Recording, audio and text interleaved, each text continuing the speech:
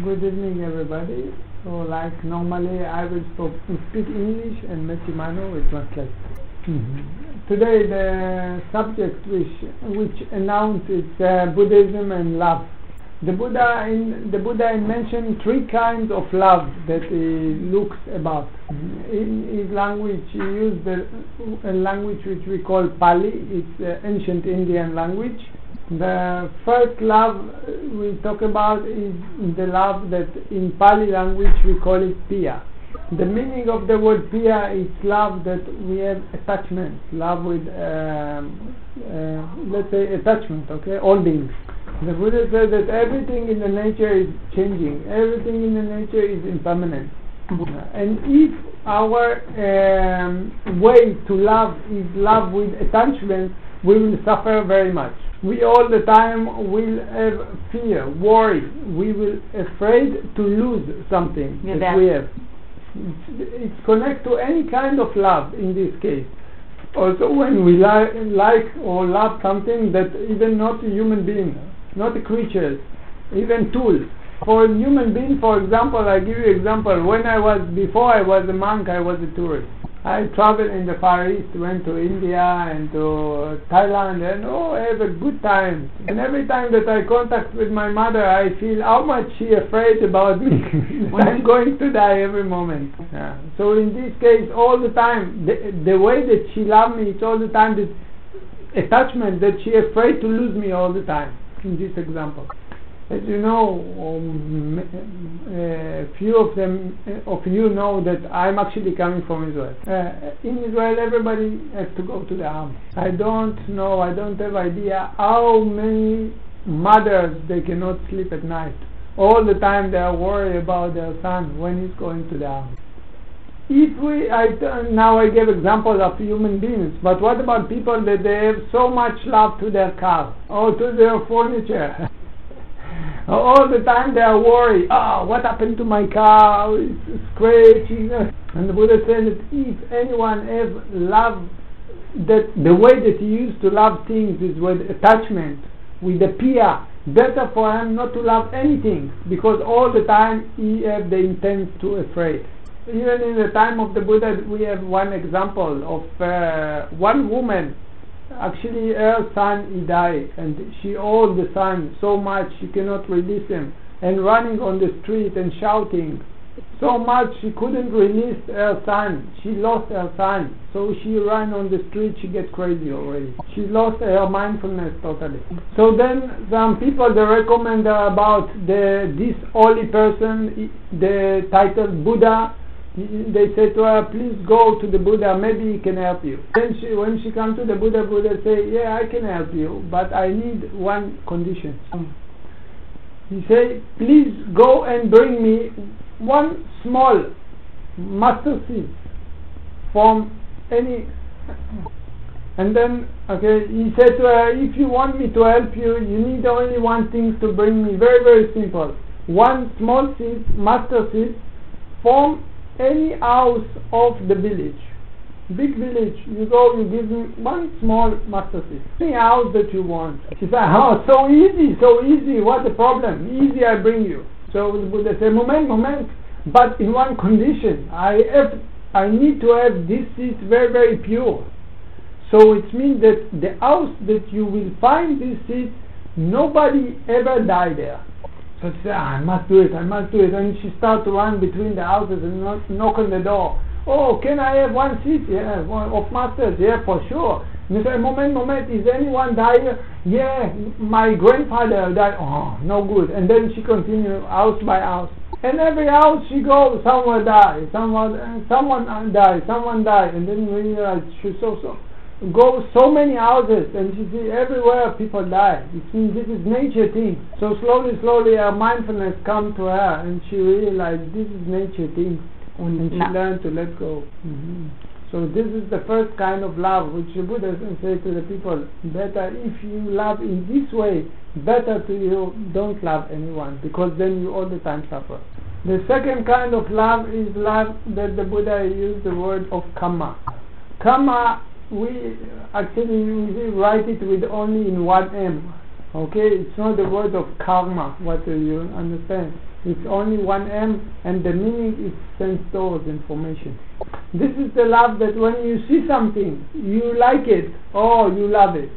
When you hear something, oh, you hear this voice, it creates happy feeling on you, you like it. This is when you smell something, you get this information, it creates happiness on you, you love it. We have 6 sense doors: hearing, seeing, smelling, tasting, feeling, and thinking. And the kind of this love that I'm talking about, this is that we get information from one of these sense doors, and the feeling of happiness rising on us. Okay, and then we like it. And the Buddha said the sense doors is working on us like a drug. They are tricking us. Everything is impermanent. Everything changing. Nothing stays forever. Actually, if we talk like this, the other object is changing. The other object. For example, you like something, how it's looking like. So the way that it's looking, it will change after some time. The distance between you and the object is changing. Maybe suddenly foggy. It's already not so beautiful. Or there is sunshine. It's already not so beautiful like before. Your eyes is changing. Your sense doors changing. Okay, I give example of the eyes. What about the smelling? Your perception changing.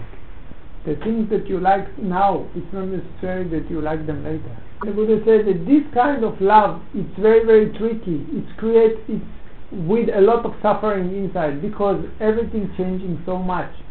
So if the way that you like something, or you love something, or someone, by the sense doors, how is hearing, seeing, smelling, tasting, feeling, or how you think about it, so actually it will bring suffering to you. Very clear and painful example, it's when we get in marriage to someone, or man or woman, and then after some time they are person changing to us, and then we already don't like, then we are going to look for something better. So you see that actually these two kinds of greed or of love, they are influenced very, very strong by the greed inside ourselves. That's why in this moment it's raising up inside us the happy feeling, because greed is going with happy feeling more.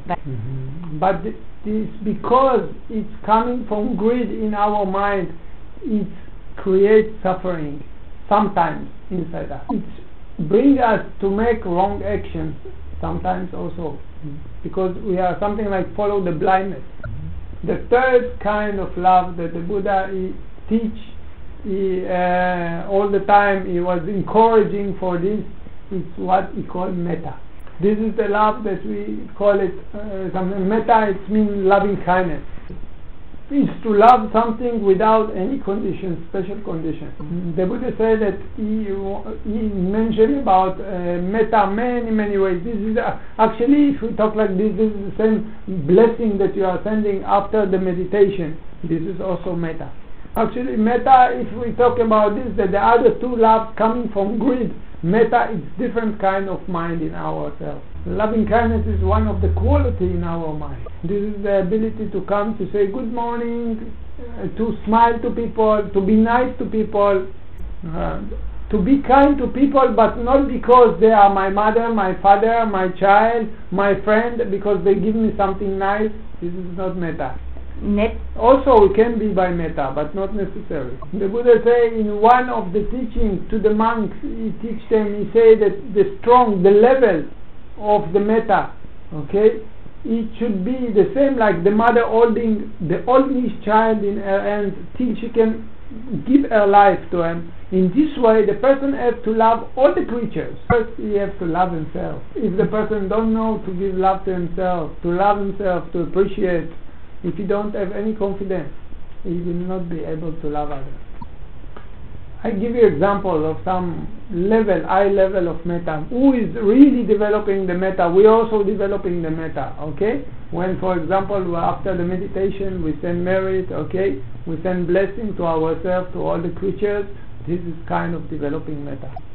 But the most, the one that developing is the Mahayana. For example, the Tibetan monk or Tibetan Buddhist. And you can see the Dalai Lama, for example, even he give love or send love, or send good thinking, good wish to the Chinese people, how much they make problem to them.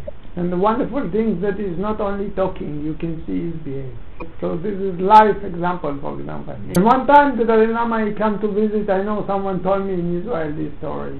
Actually I saw it, I think also in the movie. They make movie about this. The Dalai Lama come to give a lecture in Israel. So he tells this story. Then he said that long time ago when the Chinese people they come and took Lhasa, so Dalai Lama could run away. The people they take him out from Lhasa, but many of them they couldn't run away, and the Chinese people they catch them. Some they kill many of them.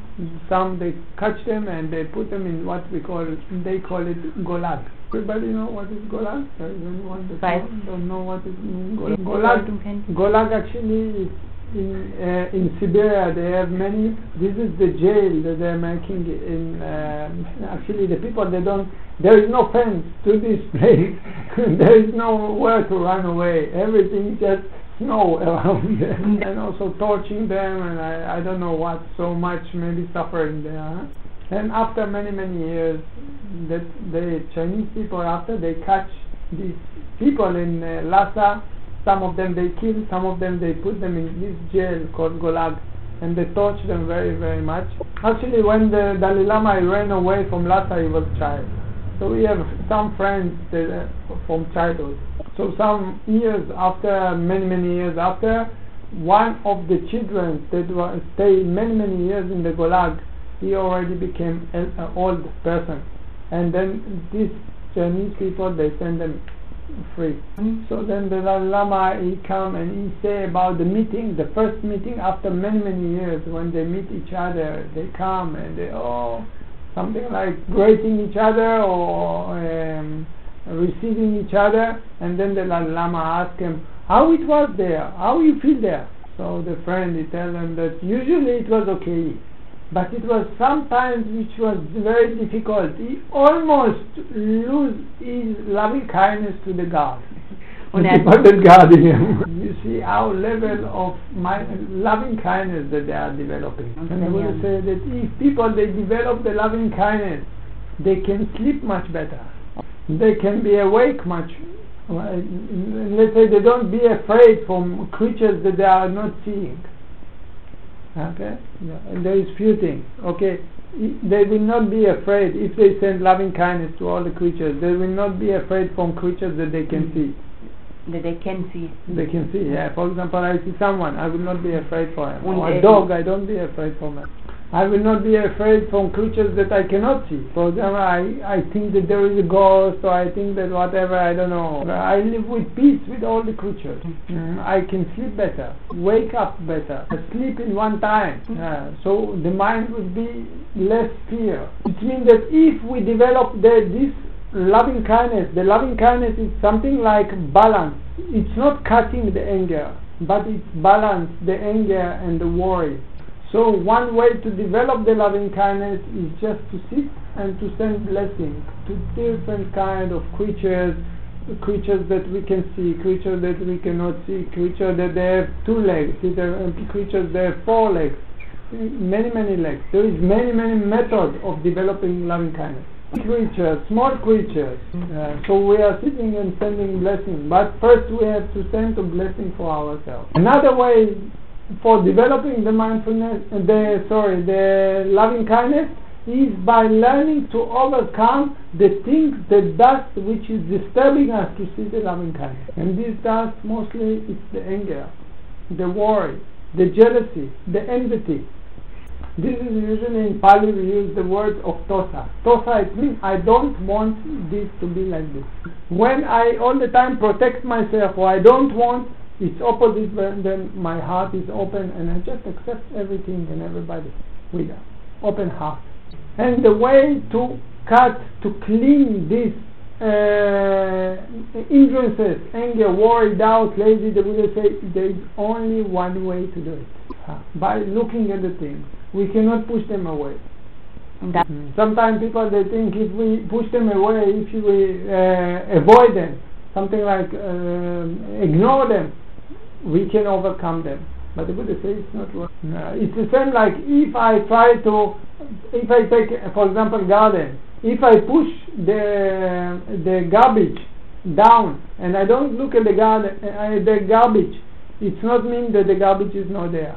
If I ignore the garbage, it's not mean that it's still not existent. So to let ability to the good things, we have to clean out the bad things. And the Buddha says it's only by mindfulness. When you look at the things, when you use the four foundation of mindfulness to look at nature things, then slowly you learn to overcome these kind of things which close your heart and don't let you to open it. And what they are, these four foundation of mindfulness? What is the four things that we can be mindful about them? First is our body. That's why I say to you also in the break, you're walking, you pay attention, right, left. It's not mean only when we are making a session of meditation. We have four main positions: walking, sitting, standing, and laying down. And then we have the small position, so many actions: touching, turning, rising, lowering. The time that you are eating, the time that you are going down on the stairs, whatever. In the meditation we have rising, falling. And then we have beside our body we have also feelings. When we like something, we have to acknowledge liking. You see sometimes this liking coming from greed, actually, wanting. So try to put mindfulness when any kind of feeling arising on you, because it's just changing. Like I say, everything is impermanent. Sometimes you like, it's not mean that this is the real happiness in this moment, okay? It's just a feeling that arising in this moment. When you see disliking coming on you, don't follow it. Just know, now feeling of disliking coming on me. Acknowledge disliking. So it will not control you. And also neutral. When you feel neutral, also you should acknowledge it's also just a feeling in this moment. And then we have our mind. Mind is like a thinking, analyzing, judging, criticizing. Okay, memory. And then we have this what we call mind objects, like I said before. Anger, worry, doubt, lazy, craving. So you don't let them control you. You just pay attention. You see them how they're coming, staying, and going. These nature things. And for sure we have these six sense doors: hearing, seeing, smelling, tasting, feeling, and thinking. Very, very important for us to protect our sense doors. That's why, like I said, usually you get information, immediately you like it or you don't like it. Boom! Immediately you hold it. I want this one. A good one. So when you acknowledge the sense doors, something like boom, you protect your sense doors. You don't let it go in. When you look at all these hindrances, slowly you are cutting them.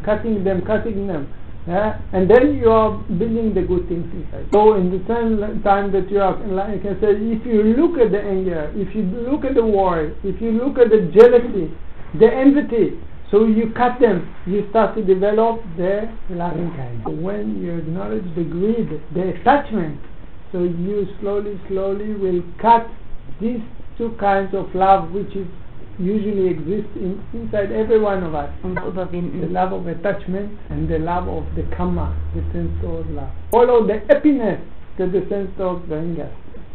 This is the delusion one. So you cut the greed, anger, and delusion. And then you build more the loving kindness. This is exactly what we are doing when we are coming to practice mindful prostration.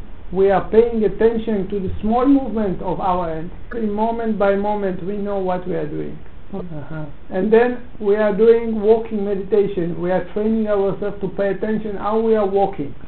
So in the future, if even you need to run to the bus, you will run with mindfulness. To make gensh patin in the nature, you do it with mindfulness. It doesn't mean that you make only in the walking meditation. We are training ourselves to use the mindfulness, to bring the mindfulness in the daily life. So it's come to be the tool which is effective on us in the life. And then we have the third exercise, which is a sitting meditation. For example, any one of you now when I'm talking, pay attention, sitting. If I don't tell you, did you pay attention? You see, very important. You see now how many people they start to move. You see, in the moment that I let you pay attention, I mentioned about the sitting, how many people they change. So you think the children in the school, how many hours they are sitting without paying attention? So they hurt their back, the body is not in the correct position. So when we are practicing meditation, we make mindful prostration, walking and sitting. We are coming and collecting more and more function during the daytime, and we are training ourselves, so then we can take the mindfulness and we can develop it in the life, use it in the life. Very important, every time that you see any hindrances, you acknowledge it and try to come back to the present moment. And then after we finish this 3 exercises, we follow with the sending the merit. So it's not only that we clean our garden, now we are planting the good things, the flowers in our garden. So slowly go up and up, because we don't practice only one time. We are practicing today and tomorrow, and so all the time we are in the daily life, we acknowledge, we are cleaning. We send merit, we are building. So we do these 2 things everyday life. Sometimes we have full course of loving kindness. Some teachers, they are teaching only loving kindness. So much is important to develop this kind of element in the mind, so we can slowly overcoming the anger, worry, doubt, this closing out, and we can open the heart. Maybe I let you any questions to ask. So what, for example, in the love, or so for example, if there's coming some jealousy arising or some greed arising, I shall just acknowledge it loud or also inside, and then it will already change, or how it will be, or how to do? You see, usually when condition is coming, mindfulness is not meant to control. Sometimes the effect of the mindfulness is actually that when the condition coming, if we look at it, the power of it getting down, and then it's decreasing till it stops also, but not necessary. Sometimes the power of the mindfulness is when we look at the object.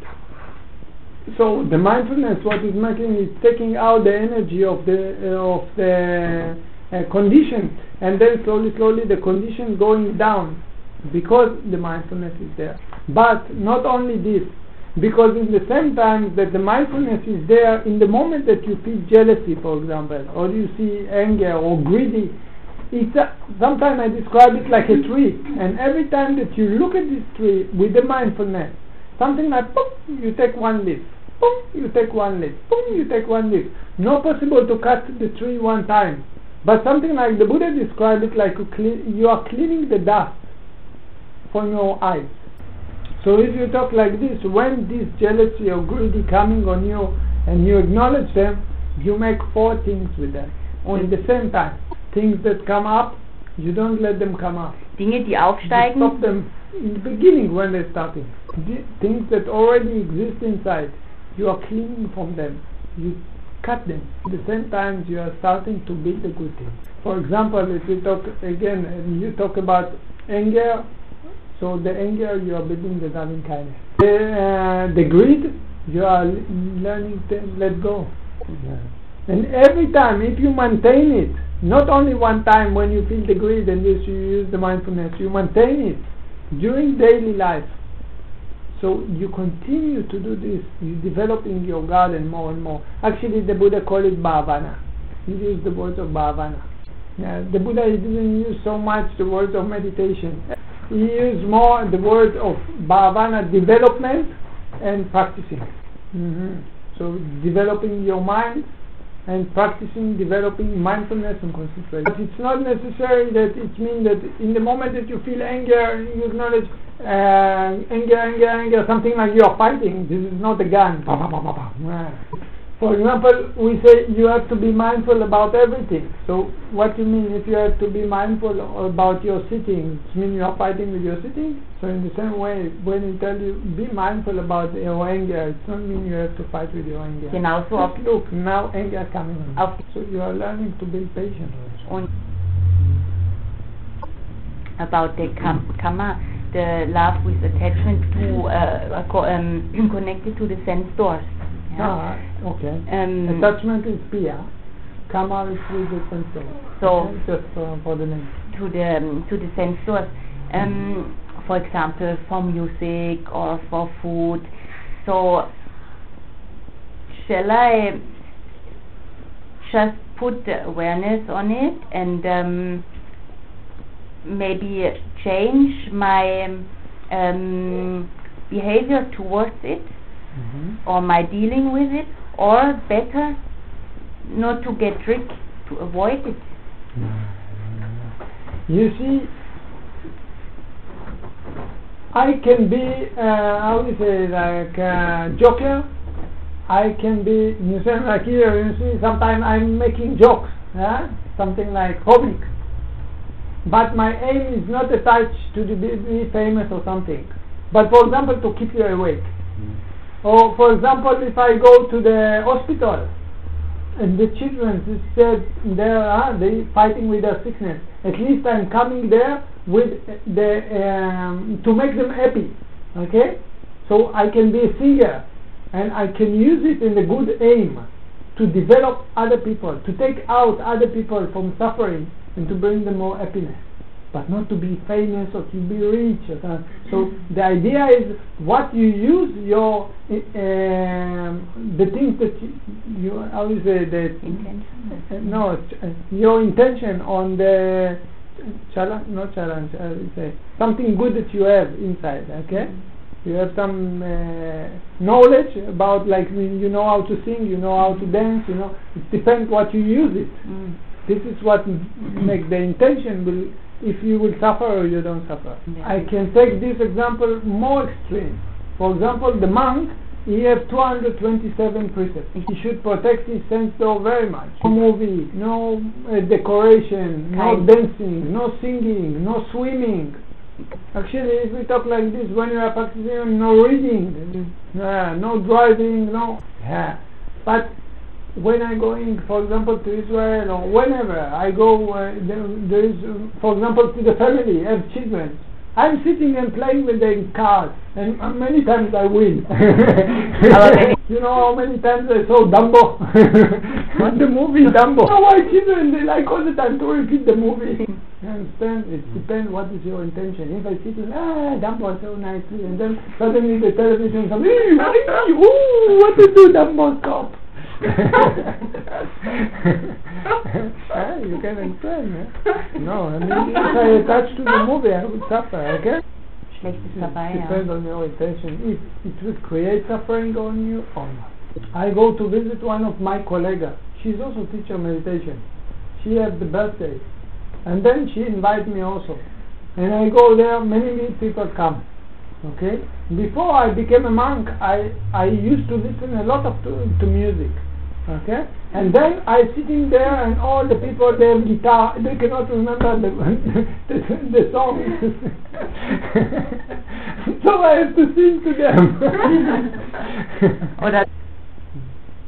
And then you get friendly to the people, and then also you can show them the real one. Maybe now they're happy, they are following their sense thoughts, but then slowly you can show them the real one. How to be mindful, how to do it. So you combine the things to something like you take someone and bring him up.